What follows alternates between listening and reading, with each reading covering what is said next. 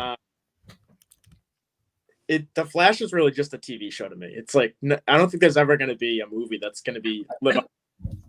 I've never even seen that TV show either. Oh no, neither have I. No, really no interest in that fucking show. I'm also not 100% sure that Black Adam will come out ever. So, Black Adam might be the next Gambit. It really might be. Like, except even though they've like officially cast the role, like it's gonna be The Rock. Like, I'm not sure if we're ever gonna see that movie.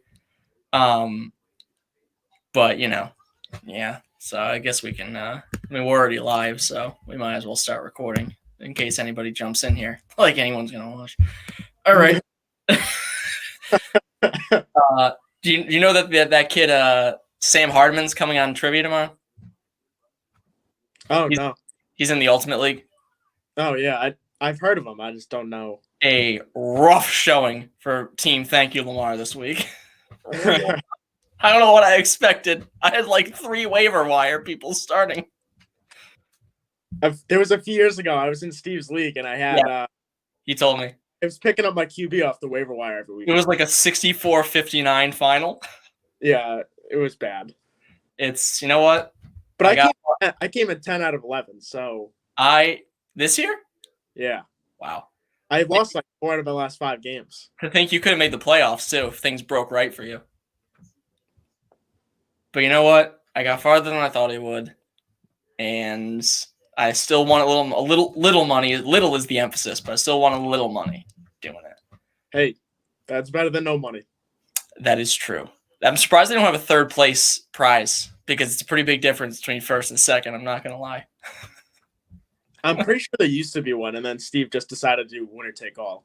That league is wild, man. I love it, but that league is wild. Like points for wins and shit. Like, oh my god, dude. I mean, we're live, so Steve, if you're watching this, I love the Ultimate League. That's one of my favorite fantasy leagues I've ever been in. But there's some wild point stuff in that league. Steve's awesome. Oh my god, dude. Steve's one of the best. Shout out Steve Scott. You know, if you're watching this video and you know who Steve Scott is. If you don't, go check him out at Steven O. Scott. And now, the podcast itself. 3, 2. Dave, I got a question for you. All right, go ahead, shoot. Okay. So, if you had I don't know what the actual name of it is, so I'm just going to call it the Wishing Stone. If you had the Wishing Stone, what would be your one wish? I know it's a pretty loaded question. There's a lot to consider here. But what would be your one wish? Oof, that is a tough question. Well, first of all, it goes without saying, I would hope neither one of us are that guy that says I'd wish for a million wishes. Not only that, but I hope we're also not Maxwell Lord and we wish to become the stone, because that would also be a little problematic. I don't want to really bleed out of my ears or my eyes. So I'm good with that. I would probably wish for like, I don't even know, honestly. That's a great question. Yeah, it's a loaded one for sure. I would probably just go with like the easy route is like $1 million. Like, just give me money. Like, I'll take money. That's cool. Like, if you're gonna wish for money though, wouldn't you just wish to be financially secure for the rest of your life?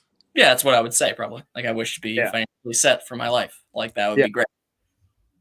Like, yeah, like give me like 5. Like, I'll take $100 million. That's it. Thank you. Keep your stone. I'll just keep to myself. Thank you very much. You know what an underrated one would be? To never be stuck in traffic. The implications of that are fascinating, isn't it? It's a crazy one to think about. Because like, how would it would be like Bruce Almighty, where like he's driving and he parts the traffic, and it's just like whenever you're driving by, the cars just move. Yeah, like that'll be how it's set up. Yeah, I don't know, but it's an intriguing question. It is, because my other wish, if I didn't say like I'm $100 million, would be I wish this movie was better than it was. Which is a great segue into our main topic, which is Wonder Woman 1984. And Dave and I haven't done many new movie reviews this year because, well, you know why. We don't need to go over all of it. Let's just say we did a 2020 movies preview, and we haven't talked about many of them. So Dave has seen more than I have, as usually. Saw like 1,000 last year, and I saw like 35. But let's just say there are movies that are in my top 10 that would not be in my top 10 in a normal year. But alas, Wonder Woman 1984. Dave put together a fantastic outline, as always, so we'll run it down.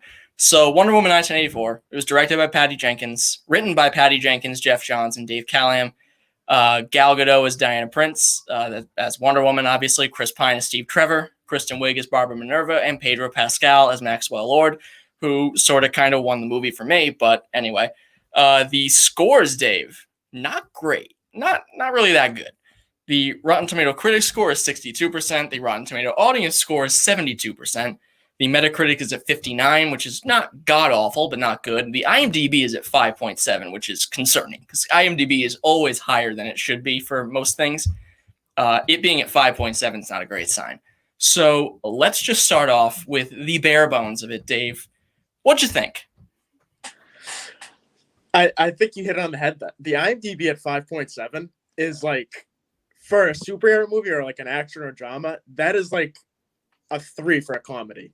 Like, comedies are mostly in the 5s and the 6s, unless it's really, really historically good and it's a 7 or an 8. But like, this movie overall, Pedro Pascal was pretty good, I thought. Gal Gadot, I think, is always really good. I think she always does a really good job. That was a good casting choice when they first came out with her as Wonder Woman. This screenplay, you want to be careful because these people put a lot of work in, but we waited 3 years for this. This is a bad movie. This is like, it's very convoluted. The visual quality of it, not good. The choices of the scenes, first of all, movie's too long. 2.5 hours was too long for this movie. And I felt like overall the payoff of this movie, the buildup was not that good, and the payoff was equally as bad, I thought. I just was really disappointed, and maybe that part of it is because we waited so long, and the first one was like kind of like their crown jewel so far. DC, this was really their property that they were like, man, this is a great property. We have something here. Patty Jenkins, Gal Gadot, but I just didn't like this movie that much, to be honest. Yeah, I mean, I know we're in lockstep on a lot of things, and this is no exception. It's not a good movie, and it really pains me to say that because I really wanted to like the movie. I mean, just the premise itself, the first Wonder Woman is very good, and let's face it, DC hasn't had a lot of hits with these movies, and this was, their big ticket right now because the first Wonder Woman was really good. Dare I say, a really good third act away from being a classic superhero movie. Even if it does have one of the best superhero scenes, I think, of the past 10 years in No Man's Land. But I think you hit the nail on the head. Gal Gadot cast very well as a Wonder Woman. She's good in the role. But this movie was just lacking in everything. It had really no comic relief other than Pedro Pascal just devouring the scenery around him. The plot, and I know we'll get into it in a few more minutes, but the plot just made absolutely no sense. And it was so convoluted, so many questions. I think my two biggest issues are with the plot, which goes back to the writing too. But the plot, and in some scene, we're in 2020. Some of the scenes looked horrible. Like, the CGI was bad in some of these scenes. Like the mall scene, which reportedly Patty Jenkins refused to cut. Somebody should have just done it without telling her because it looked terrible. Yeah, that honestly, when I was watching it, my first thought was maybe they're keeping it like this to make it look like 1984. Like, it was so staticky and gross. Like, maybe that was the effect they're going for. But like, it's just, I would have been, I mean, and this is sitting on our house, right? So no matter what TV you're watching it for, it's not as good as the picture in the theater.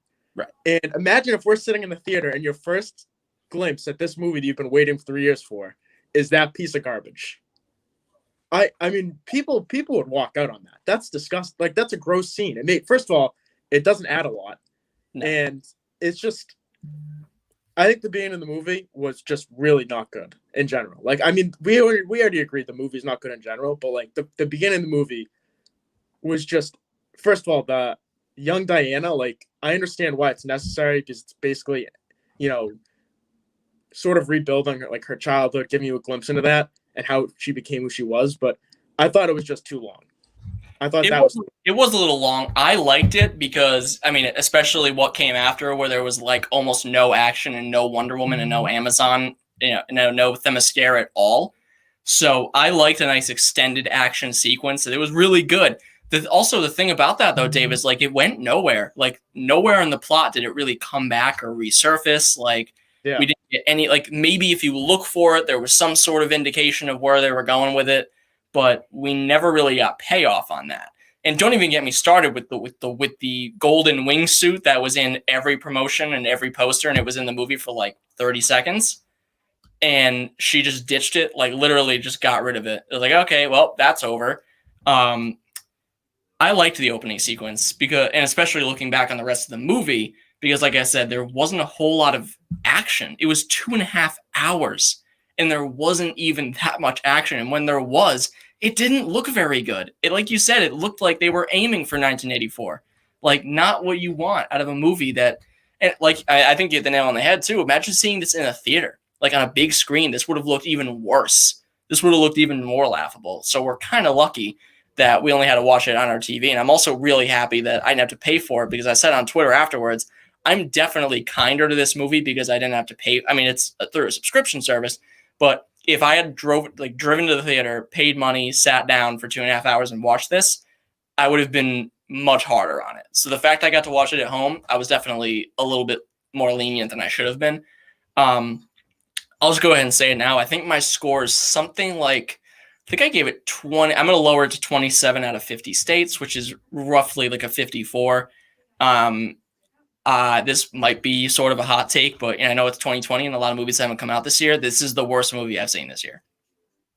Yeah, it's not good. I think I'm probably a tad bit higher than that. I think I'm somewhere around a 29 or a 30, but I mean, this is not a good movie from where we started, because like I said, this was the one property where you looked at it and said DC didn't screw this up.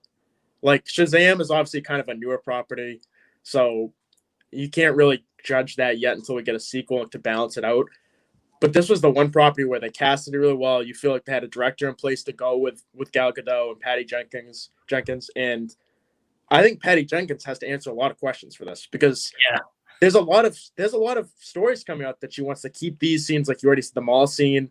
She doesn't want anyone to touch it. She doesn't want anyone to shorten it. And then it just so happens that, this month or a few months ago, she said like the last act of the first movie that DC had, or Warner Brothers had her add this and that, and which is like, it's obviously some sort of ploy because she says that 2 years later after everyone's already watched the movie 4 times. Like that's something you say before the movie comes out that if you really feel that strongly about it. But I just think overall she has to answer a lot of questions about this, and I don't feel super confident for like a third one being really, really good with her behind the helm again. Just because I don't really know what she was thinking when she thought of this creative. Like she helped write this. This wasn't a case where someone else wrote it and she's just putting it into, doing the best she can. Like she helped write this. I don't understand anything about this movie. Like it's not good.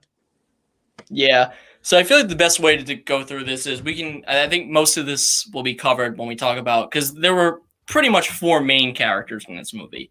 And I think we could just go character by character, beat by beat. And I think we'll hit on most of the things we want to talk about. So let's start with Gal Gadot. She obviously is Diana. She is Wonder Woman. Although you wouldn't know it because there's almost no Wonder Woman in this movie. Really kind of cast aside in her own movie. That's at least how it felt to me. I don't know about you. Yeah, I felt like we go to see superhero movies to like kind of like escape normal life and to see people have superhuman abilities and fight and be in these crazy action scenes. And this felt like a movie that we were trying to watch, like 2 people almost play like detective and wander around and try to find people.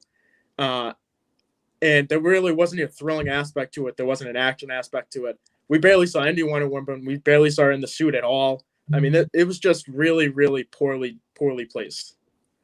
Yeah, it was just boring. And like that is probably the worst thing you can say about a superhero movie. Like I get that, like I really don't want to bring this movie into the discussion, but like at least Suicide Squad tried to be fun. Like it was bad. It's worse than this, which is a real indictment on Suicide Squad, but at least some of these movies that are bad try to be fun in some way. This movie didn't feel like that at any point. It had a couple of good scenes here and there. Like I said, Pedro Pascal, after getting to ditch the Mandalorian helmet finally gets to act in front of a camera, and he definitely acted, that's for sure. But it just felt like there was so much left to be desired in this movie. There was so much left, which is funny because like 2.5 hours, it feels like there was stuff left on the cutting room floor that should have been in there instead of the mall scene or really so many others that come to mind.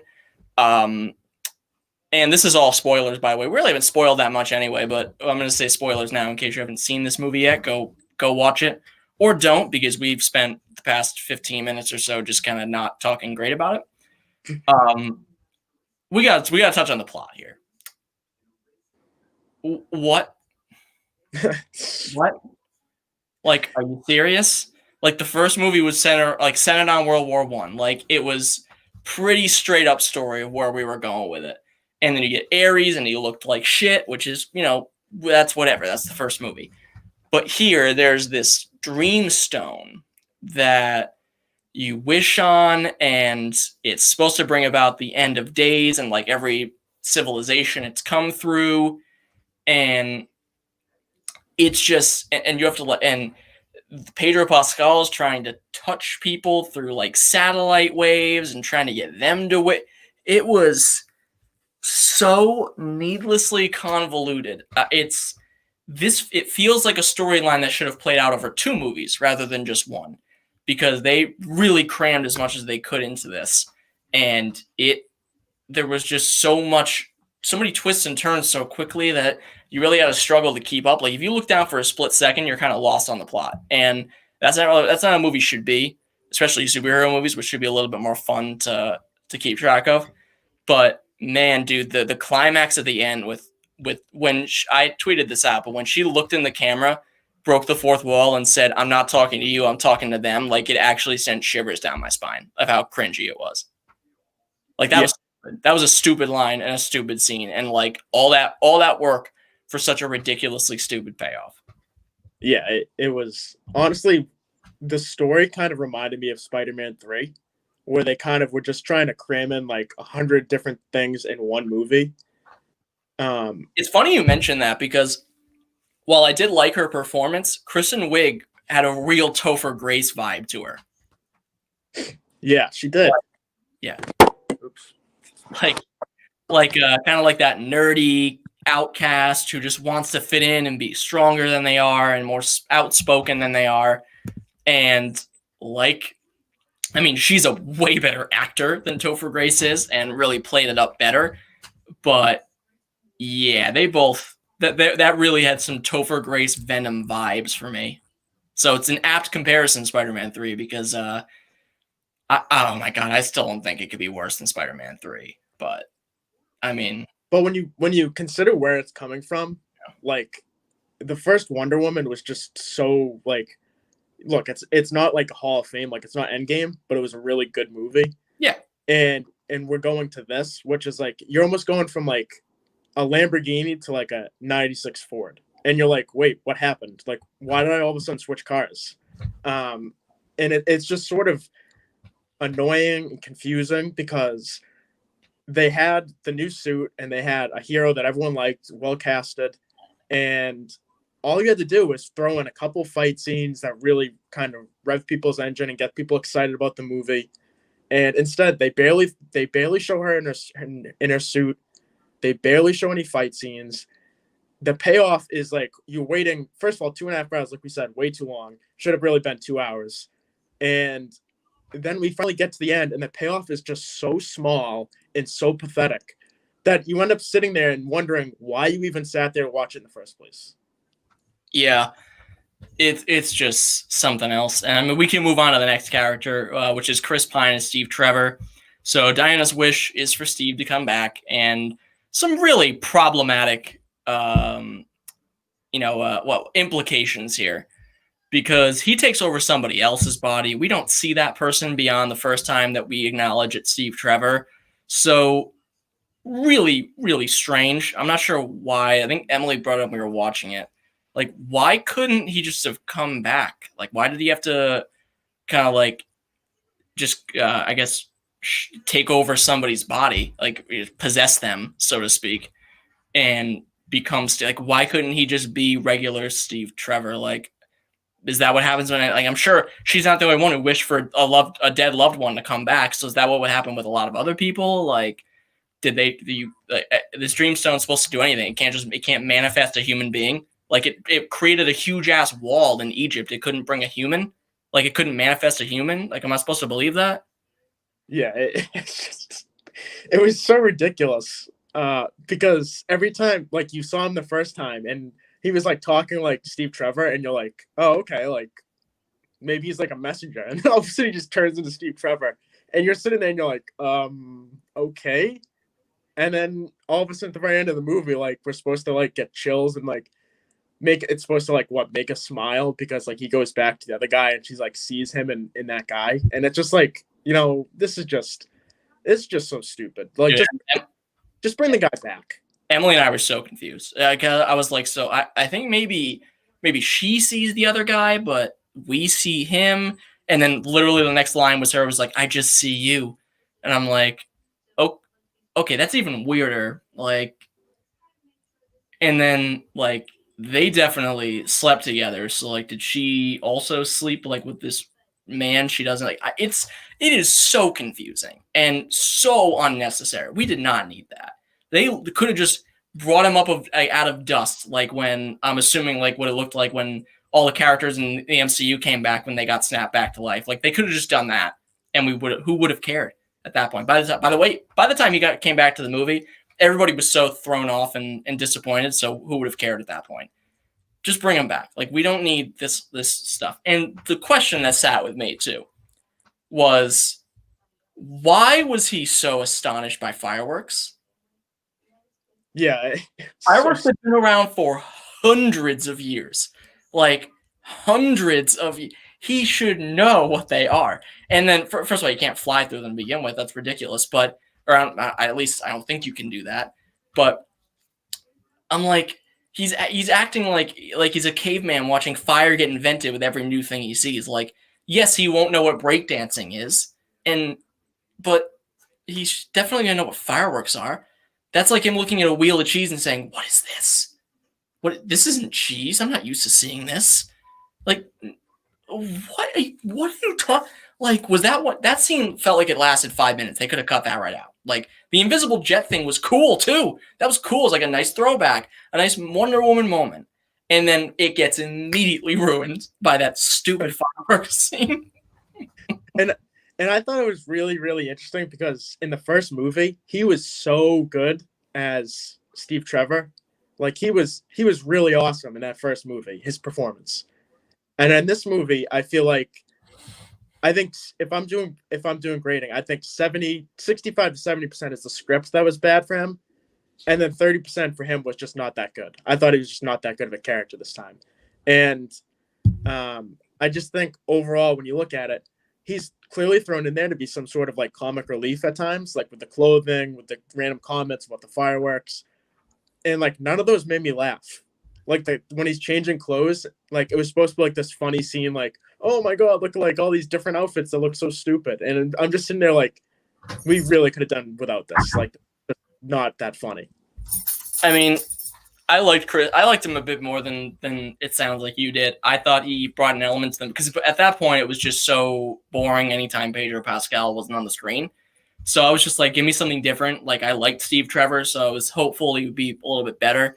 And he brought I chuckled a couple times. This movie wasn't funny, so I mean that's a win for Steve Trevor. It was fun. I mean, he worked with what he was given, and Chris Pine's always going to give you probably a good performance, and he was good. It's just I felt like he wasn't done justice with the script they gave him is the problem. And a lot of our issues lead back to the script and the story, which usually is a telltale sign the movie's not going to be very good. So there's that. Anything else to add on Chris Pine? Yeah, no, I mean, I think you're right. I think the script for a lot of people, it just didn't really make that much sense. And if you're not Pedro Pascal and you don't have it, what seems like he had a lot of creative freedom with his like tone, his mannerisms, I just don't think you really have the opportunity to showcase as much. Next up, we have Kristen Wiig as Barbara Minerva, or the Cheetah. So just a few questions here. So the Cheetah, apparently, I'm not big into DC comics. I'm barely into Marvel comics. like the actual books themselves. Apparently, Cheetah is like one of the biggest Wonder Woman villains there is. So it makes sense they would have her in the movie. And Kristen Wiig is good. She's, she holds her own. Some of the lines, as we've said before with other characters, some of the lines not great. But she works with what she's got. She's a professional. But we all know where this is going. And that is the final battle with Wonder Woman, where the CGI looks bad. It looks bad. And it's ridiculous. And I'm not the first person to say this. But she looks like she belongs in Cats. And Dave can actually identify with that reference because he's seen it. I know. Thank God. It looked real bad, actually. Like, it looked really bad. Like, not just bad. Like, it looked laughable. Like, again. Yeah. All the visuals in this movie. So it's kind of funny, and we'll touch more on the other DC movies soon, but it sort of reminded me of like Birds of Prey, where like there's just a lot of colors and like different visuals on the screen at once, and it just didn't look that good. Like, it was kind of like a throw up of colors and like different paints, and it's just like, oh, like I don't really like looking at this. See, I disagree a little bit, just because Birds of Prey was like fun at times. It had like a really, I think Margot Robbie is better as the lead of Harley Quinn than Gal Gadot is at Wonder Woman, which might be kind of a hot take. But I think they're both very good. I liked Birds of Prey probably more than you did. I mean, I expected more superhero movies this year, so I was expecting it to be kind of on the lower end. But overall, it's a fine movie. But anyway, I agree with what you say about the colors. Like, there was colors everywhere. But that was kind of what we expected for both these movies. And then, of course, they had two villains who just chewed the scenery for every moment they were on screen, just completely just hoovering it in as much as they could, just hamming it up. And I also liked Ewan McGregor more than I did Pedro Pascal. Both of them were great, though. But yeah, it's just she was good at first. Like, I liked her descent into madness and losing that morality that she had. So like, that's fine. But I also just I know that she wasn't gonna be anything but the cheetah. Like, she was always gonna be the cheetah. But when she wrote that line about like being the apex predator, I'm like, you had all the big cats to choose from, and you chose the cheetah. Like, you didn't choose lion, tiger, even leopard, but you chose cheetah. It just, like, you had to be the cheetah. So like, why don't you like write like a more clever line? Like, I want to be quick and more than meets the eye, or something really like deep or in depth. Instead, you just go like apex predator, and like, yeah, the cheetah's a really great predator, but like, come on, it lives in the same continent as lions. Like, why not be the lioness or something? Like, I don't know. It was one. I hate to nitpick, but it was just one of those lines that I was like, why even say it at all? Like, we know what you're going to be. Like, we know what you're going to transform into. Just say you want to be better. Like, that's it. Yeah, and I mean, I know, like, did you like the scene where they were in the White House and they were fighting? I thought it felt kind of forced. It did. It was a decent set piece. I mean, you needed it to move the plot along because you needed to establish that Cheetah was going to defend Max Lord. So, like, you needed it, but it did feel a little bit forced. I did like the scene. I mean, like, that action scene actually looked good. Like, the scene where she and Steve Trevor were beating people up. Like, that was a cool scene, and it had a real nice tight feel to it. The scene of her fighting Cheetah, not so much. We did need to establish that she's losing her powers and all that stuff, or we've already established that, but like, actually see her kind of getting drained. But it was fine. I mean, it wasn't. I still think the first scene in the movie might be the best because it's a really long, a little too long, but a very good action set piece for me. But yeah, I mean, it was fine. It's that last battle scene with Cheetah should have been so much better. Between the suit and the CGI, it was just marred, and it was also really dark. A lot of that scene, it suffered from Game of Thrones-itis, just too dark at the pivotal scene, and just not great. But then again, if it was bright, we would have seen the bad CGI up close. So I don't know what I want more, honestly. Yeah, it's kind of like a really tough rock and a hard place kind of pick right there. Anything else to add about Barbara Minerva? No, I mean, I thought she was fine in places, and she did all right with there's just a lot to take in, and the real crux of her performance or of any superhero movie is like the fights that they're in, and we couldn't even really say she was good or bad because it looks so terrible. And then we come to who I think was the star of the show, Pedro Pascal as Maxwell Lord, who is the villain of the movie. And boy, oh boy, does he relish in this role, Dave. I can understand how it might be a little much for you if you didn't like the performance, but if I'm looking for any positives from this movie, it was without a doubt, I think, Pedro Pascal. I mean, he gave you something to look at every time he was on the screen. He was engaging. He was funny at times. He was cruel. He had kind of everything you needed from a villain, just not the writing, as the writing just wasn't there. And I think the MacGuffin kind of like everything, like the whole Dreamstone thing just never really grabbed my attention. So that really kind of went against him. But again, that's not really his fault. He worked with what he could. And overall, I thought he was the best part of the movie. Yeah, and I mean, like we said, he's the best part of what this movie was. And he did a good performance with what he had. He had a lot of fun. Like, you could kind of feel the emotion through his character, which was cool. And I thought they did a good job. It looked kind of cool, like when he started bleeding. That looked pretty cool, like the one kind of cool visual they had. But it was just overall, he's probably pretty easily the best performance of this movie. Everyone else was either just okay or bad. And actually, I shouldn't say that. Gal Gadot was probably maybe a little above that, and Steve Trevor was probably right around good, maybe a little average. But it's what you're given, and I kind of refuse to hold it against any of these characters or actors because I think the script is pretty bad in this, and it's tough to say that because these people work really hard on it. We don't know what their intentions were as far as maybe things were, I don't know, miscast, or maybe they feel like they should have changed it and they changed it up on the fly and it's kind of rushed. But no matter what, I think it falls on the writers, and this script was just not good. Yeah. So now that we've gotten through those main characters, we kind of talked about the plot a lot as we went through that. So, Dave, you wrote down some questions here. You wrote, will there be a third? Absolutely. I have no doubt about that. We've seen bad sequels, not tank franchises. So, yeah, there'll be another one. I think the question is, how excited are you for it? I did some reading. It seems like 2023 is the next one, and seems pretty locked in, and there might even be a fourth one after that, which God help us at that point. But I was very excited for this movie because I really liked the first Wonder Woman, and I'm just not that excited for the next movie. I'm just not that excited anymore. Yep, that's pretty much nailed down everything I wanted to say about it. I'm not too excited for it. I'm hopeful it'll be better, but I'm not holding my breath.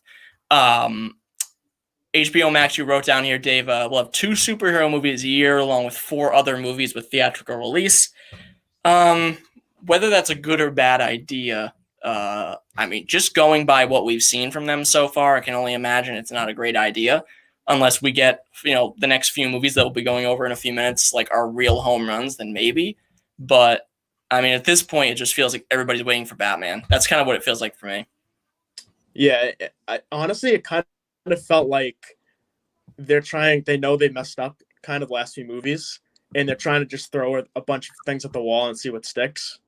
Like they're kind of doing the opposite approach of Marvel, which is like Marvel's doing maybe 2, maybe 3 movies a year, but they're going to be awesome. And DC wants to do like 6 because they're hoping to double their chance of getting a really good movie. And it kind of stinks for DC too, because this was like the year it felt like for them, especially with Marvel delaying their stuff because of the pandemic. And it felt like DC could strike. They had Birds of Prey, and now that they were releasing Wonder Woman 1984, despite the fact that Marvel wasn't going to have any major releases this year, it felt like a chance to strike and kind of maybe get one leg up, and they tripped over themselves is really the only way I can put it. Where will we see the next crossover?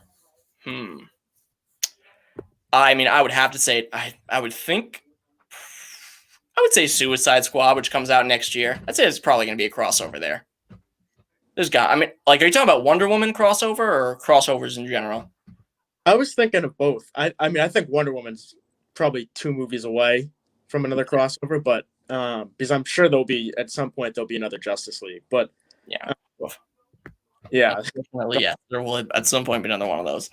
yeah. But then I also was thinking, kind of shift gears, because I know Patty Jenkins had talked about in the past she wanted to do a lot of other movies, and then there was the whole debate of like they're releasing on HBO Max, and all these directors are like, well, screw that, I'm gonna go to like your rival and direct a movie. Like, I'm kind of curious if she's ever gonna direct a Star Wars or something of that degree. Yeah, it's a good point, actually, a good segue, because she is slated to direct a Star Wars movie, and I'm like, you and I aren't huge Star Wars guys, but I've seen the grumblings on Twitter of people asking or not asking, but they're starting to worry about her Star Wars movie because they were like, oh, Patty Jenkins, she's great, this movie's going to be great.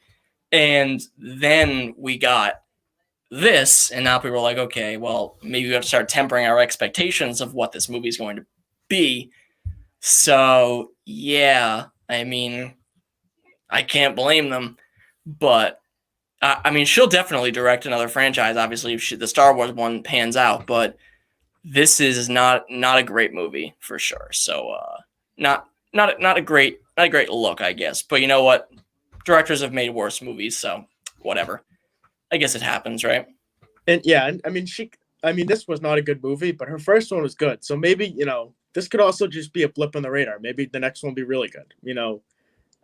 But I'm not that hopeful anymore. I think there's a lot of shine off of her product, off the first Wonder Woman. So we'll see what the next one holds. But everyone only remembers you for what you did last in this industry. So it's just going to be really tough for her.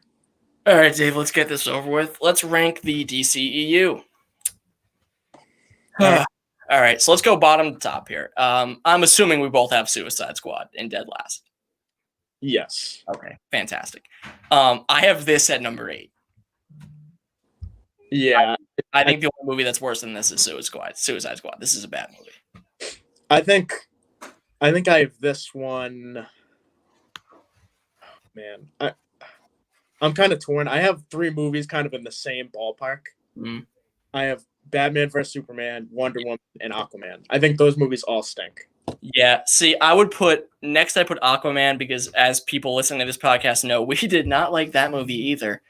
And then I would put BVS above it. Like, I hate to be that guy, but like BVS has Batman and Superman in it, so like that just kind of gives it the edge over other bad movies.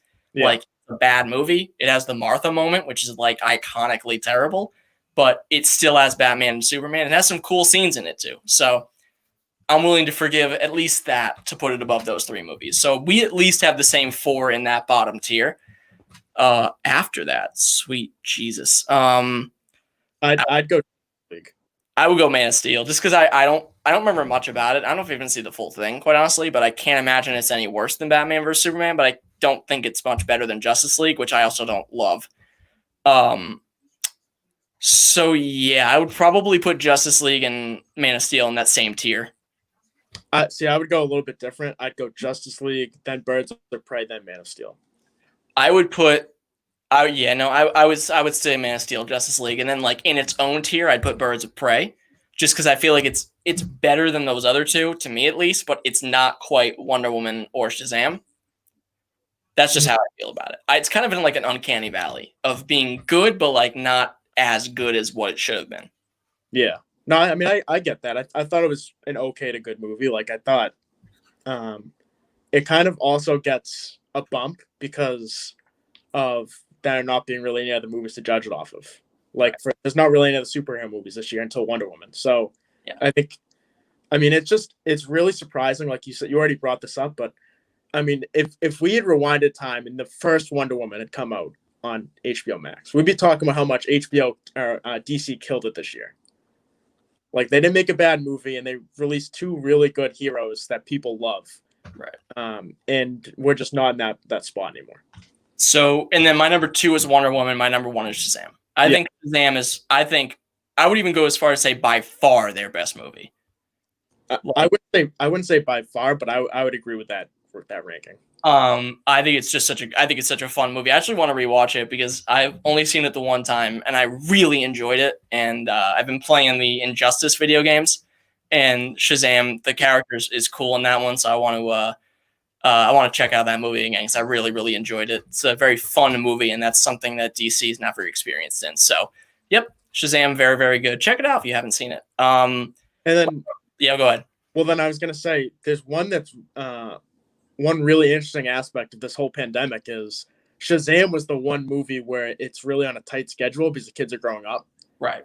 So it's really, really tough with the pandemic. You lose a complete year of filming. Like that's what makes me really wonder about Black Adam because that's the third movie in Shazam. Like that's not even the next movie. That's the third one. So like I'm just not really sure how that's gonna go. Like these kids, unless you have them shoot both movies back to back, but then you haven't even done a Black Adam movie. Like it's just there's just a lot of questions. So talking about what's coming up, we'll get to Black Adam last because that one doesn't even have a release date. Suicide Squad comes out next year. I believe that's one of the ones dropping on HBO Max.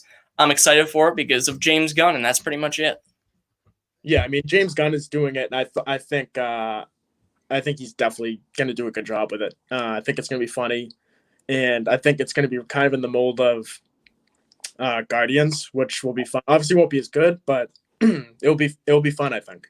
Well, they already tried ripping off Guardians, the first Suicide Squad. So that's true. Let's hope this time the guy that made Guardians of the Galaxy can make it feel more like Guardians of the Galaxy. That's true. I'm not sure of the release dates on these, but the Batman 2022 is what I have next. That's the Robert Pattinson, Colin Farrell, Zoe Kravitz. Oh my God, Paul Dano, I think, is in that too. A lot of people are in that. That one we got the trailer for a few months ago, and I got to admit, I'm still pretty hyped for this. They could release like 10 turds between now and then. I'm still going to see this movie.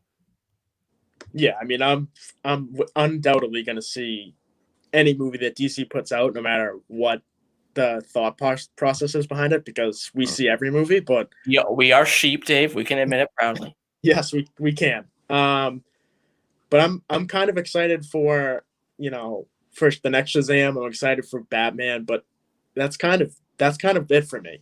I'm not really that excited about any other ones. Wait a minute. You're not excited about The Flash? A movie that's been in production for like 7 years? You're not excited for another 2 hours and 40 minutes of Aquaman? All right, so I won't lie. I love The Flash as a character, so I'm actually kind of excited for this movie if it ever comes out. Aquaman 2, I could not be less excited for. Why? Because Dave and I hated Aquaman. So why do I want to see another like Dave said, another 2.5 hours of man talks to fish? I could not care less. Like, honestly. I barely tolerated the first Aquaman to begin with. I don't need another one of these. Am I going to see it? Well, we need to make fun of something. So yes, but am I going to enjoy it? Almost certainly not. And I'm not sure if you're talking about Aquaman 2 or the spinoff, The Trench, which is also coming out. Oh, Jesus. So we're getting an Aquaman spinoff and this. And why? Because it made $1 billion. So yeah, of course they're going to make more of them. I'm not sure what the market is for The Trench, but okay. I mean, I think personally, Dave, I could be wrong here. I'm not a movie executive, but I think the big pull for Aquaman was Aquaman. So unless he's not in The Trench, who cares? And who cares about the second one? Apparently people do because they're making it, but gets me charged up, man. That being said, not excited for. I just could not be less excited for an Aquaman movie. Like, I just don't understand what there is to gain from it. Like, I don't understand. Like, obviously people are going to see it. They're probably going to make, I don't think they'll make $1 billion.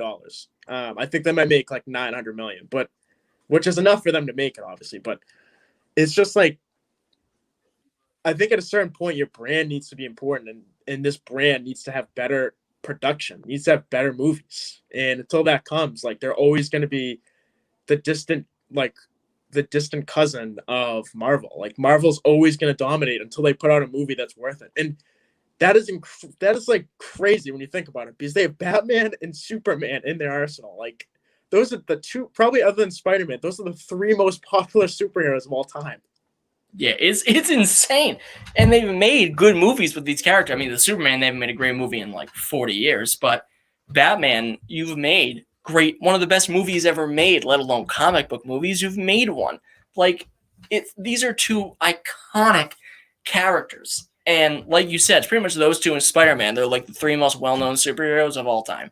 So you should be able to use this IP effectively. And the fact that they are relying on, Aquaman and God, I love Shazam, but those two to bring in the Bucks, I mean, come on now. Like, and it's a good segue because Shazam: Fury of the Gods comes out in 2023. I'm excited for it because I like the first Shazam. Loved the first Shazam, I would even say. So, without knowing anything else about this movie, I'm pretty jacked for it.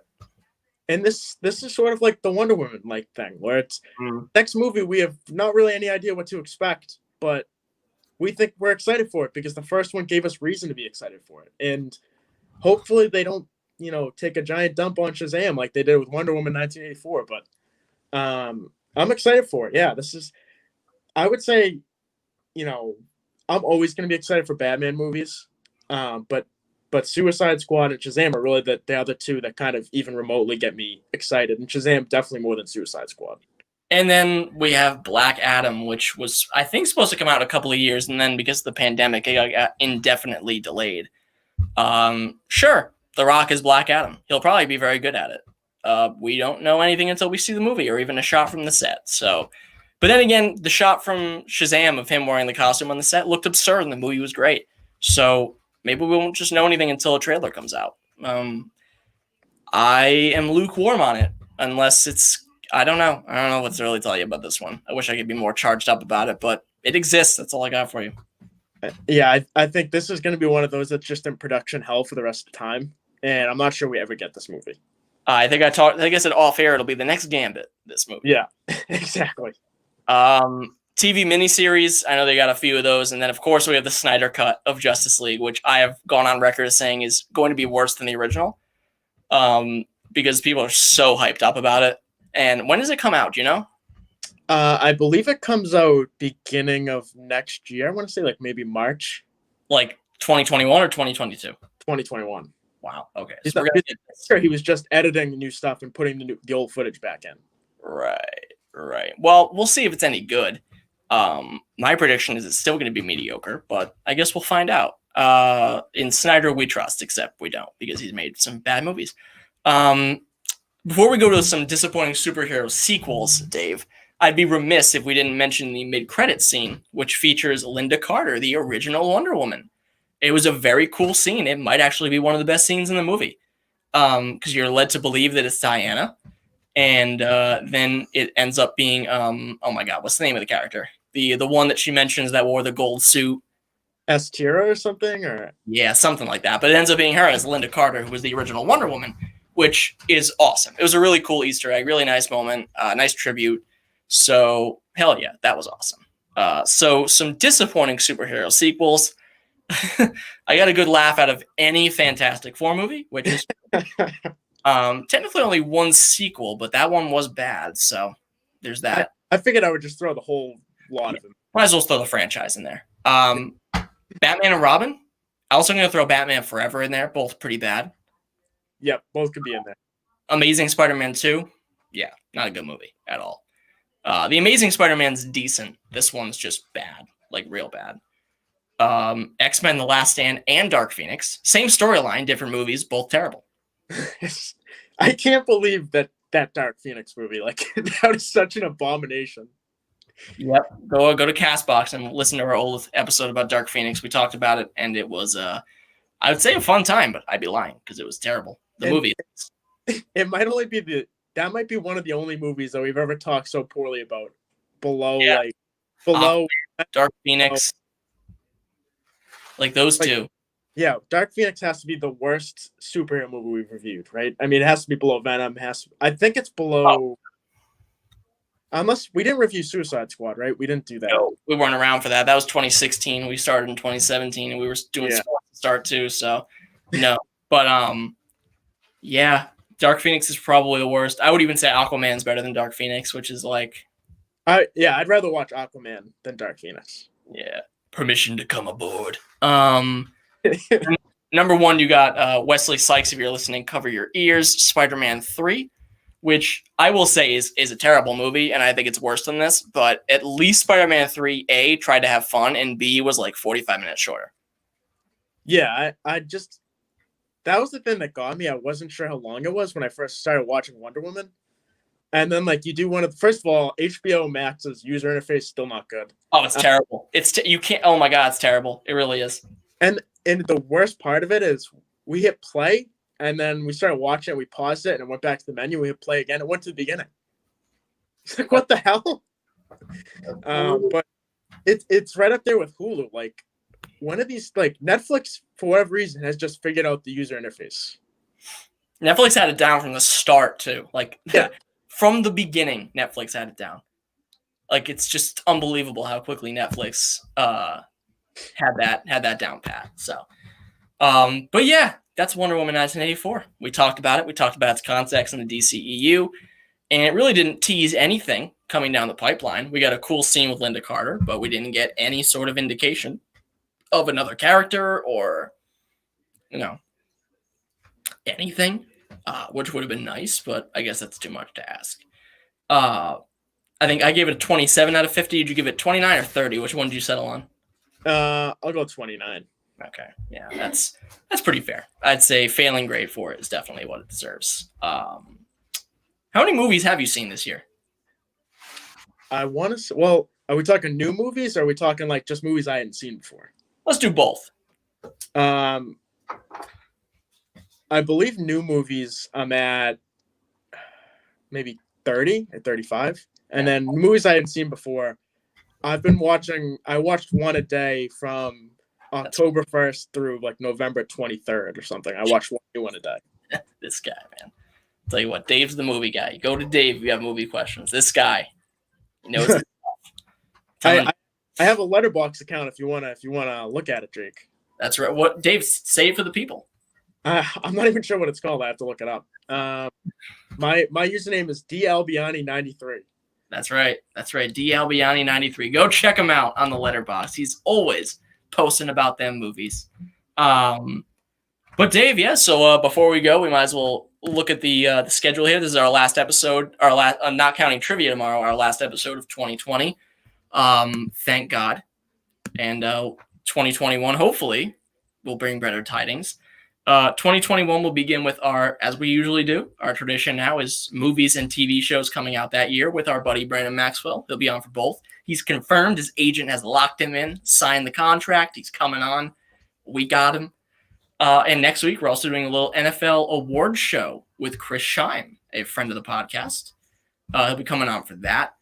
And beyond that, in the month, we have some stuff we're waiting to officially lock into place date-wise.